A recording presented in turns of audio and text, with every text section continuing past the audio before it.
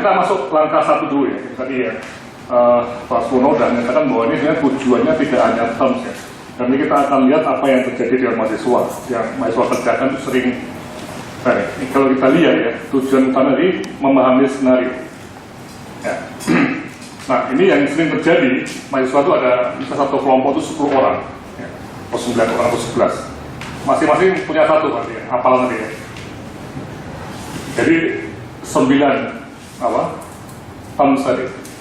Nah, tapi itu dalam konteks tidak dipakai untuk memahami skenario. Tidak. Jadi hanya di seperti ini. Ya. Dalam model ini, kalau kita lihat di step pertama, ya, yang dianjurkan itu kita harapkan mahasiswa mengidentifikasi ini dan istilah-istilah yang tidak dipahami. Ya, seperti kalau kita blok 4 itu skenario panjang, berarti mereka diharapkan sudah mempelajari dulu sebelumnya, ya. Tidak pada saat jam tutorial ini. Jadi sebelumnya harus baca. Nah, juga mereka boleh bawa kamus atau menggunakan WIP untuk apa sih artinya ini, untuk memahami harfiahnya atau konsepnya apa. Tapi ini semua dalam konteks untuk memahami skenario. Coba ya, saya akan masuk dulu ke step 2 ini yang sudah terjadi. Ini kita masuk beli ini.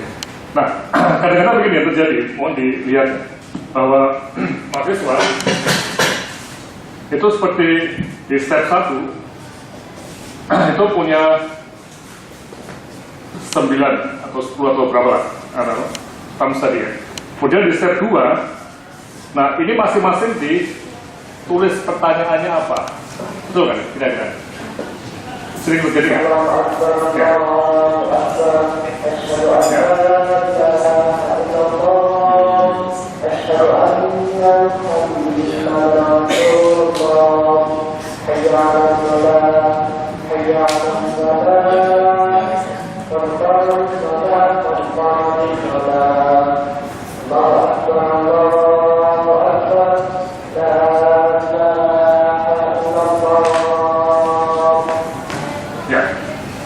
Padahal di step 2 ini yang diharapkan itu adalah ini, dapat melakukan diskusi dan mencapai persetujuan bersama mengenai permasalahan yang bisa lebih dari satu di skenario.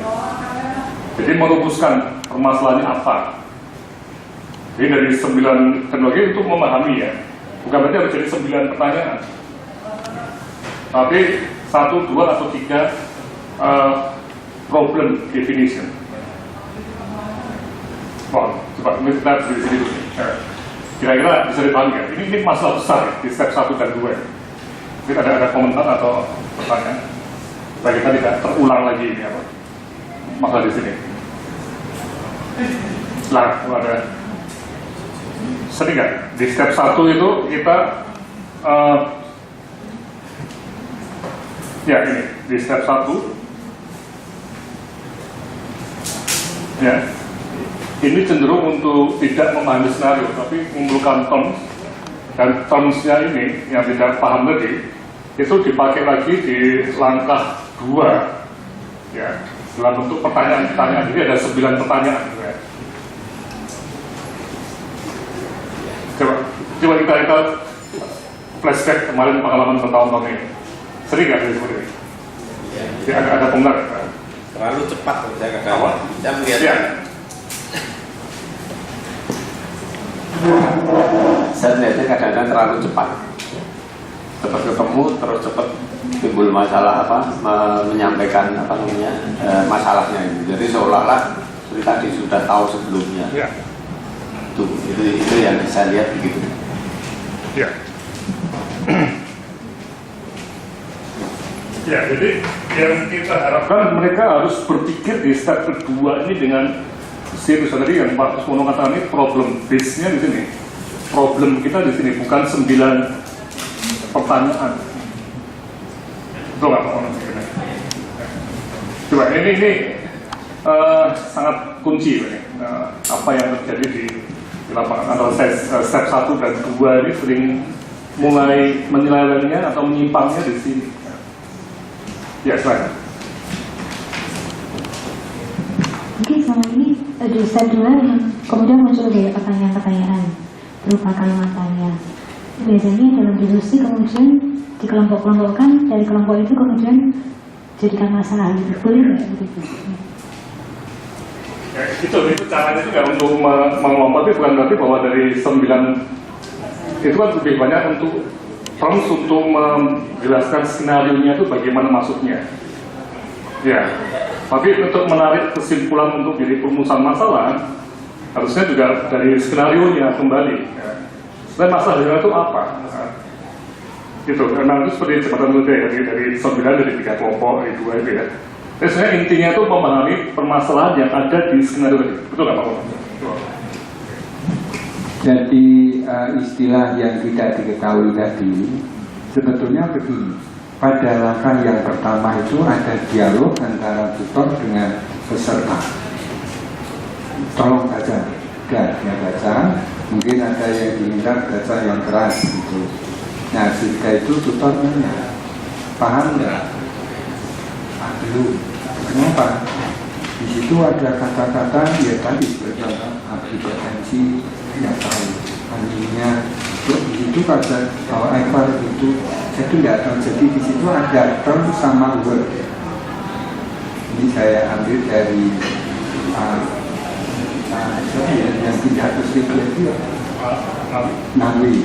Waktu itu beliau peringatkan ada term sama word. Jadi term itu ya hipertensi, anemia itu istilah, wordnya itu however, terus apa misalnya ordu dan sebagainya yang saya tidak tahu. Nah, lalu perintah dari tutor, itu yang menyebabkan Anda tidak memahami. Nah, coba diklarifikasi. Yang dalam bahasa Inggris clarify. Ya. Jadi bukan itu yang kita pegang. Jadi ada ceritanya yang kemudian sesudah itu diklarifikasi, ya mungkin bisa bertanya dengan temannya, hipertensi itu apa? Drug gitu. Dia tahu drug itu suka marah gitu. Padahal drug itu hanya tekanan darah. Itu darah, drug itu tekanan. Oh, suka marah.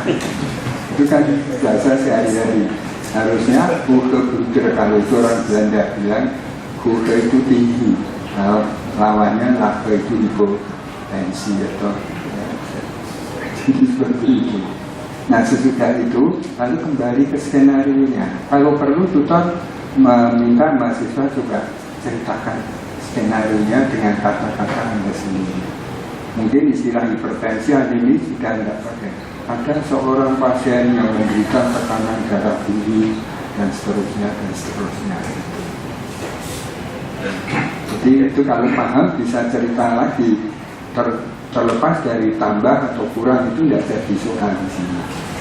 Ya begitu. Jadi tidak lalu kata kalau ada hipertensi ini masalah darah.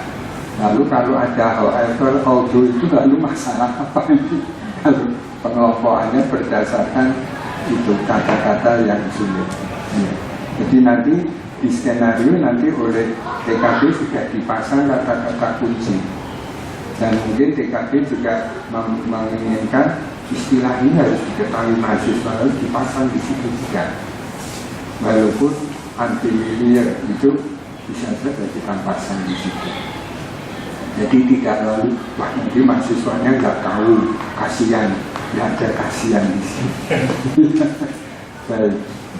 Gitu. Ya. Nah, jadi memang ini yang menarik. Jadi kalau kita lihat pada skenario ya di buku 1 ya, itu mengenai kalau yang internasional bagi yang reguler itu mengenai penyebaran spesialis, dokter spesialis itu apakah misalnya ini salah satu masalah yang misalnya apakah pendapatan yang kurang itu bisa mempengaruhi distribusi dokter? Ini contohnya dalam sistem kesehatan. Ini pertanyaan atau perumusan masalahnya. Nah, jadi balik di sini bahwa kita tutor itu sebaiknya mencegah ya, mohon dari step 1 yang ada 9 term atau berapa ya. Kemudian setiap term itu kemudian jadi seperti masalah yang di sini di nomor 2 tadi, step 2 tadi. Jadi yang nomor 1 ya pertanyaan yang nomor 1 itu apa, nomor 2 ini jadi kalau ada yang sudah nge-pack tadi itu seperti mesin betul. Padahal harusnya di sini ada semacam nanti perumusan betul. Di step 2 itu mikir betul, ini apa? Ya, Pak. Misalnya kan yang Sering sekali kan dari pertanyaan itu kemudian mereka membuat satu permasalahan atau pertanyaan-pertanyaan. Kadang-kadang saya melihat bahwa mahasiswa tersebut tidak menangkap esensi dari skenario tersebut. Jadi seakan-akan ya seperti tadi Pak Wanung itu bahwa ditanyakan sampai dia jelas, karena kalau ini tidak tahu persis problemnya, nanti takutnya pas penerapannya juga nggak pas. Ya, di buku tutor, itu ada semacam kisi-kisi yang kira-kira masalahnya apa. Itu ada 5 atau 4 yang di week 1 ya. Bisa dari situ Pak. Yang terkait ke arah sana itu bisa kita arahkan sana. Tapi yang jelas bahwa stepnya itu jangan sampai mereka di step 1 ada 9 terms, kemudian dibagi 9 pertanyaan tanpa mikir, tanpa perumusan. Apa tuh masalah di balik atau dalam skenario tadi itu ya, yang kunci. Ya, Pak Ibu.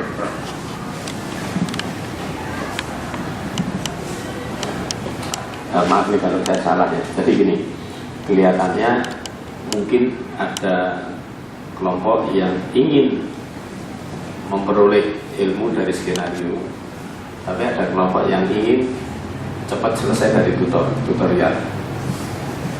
Nah ini yang bahaya sekali. Ini kalau yang ingin cepat caranya dan rampung.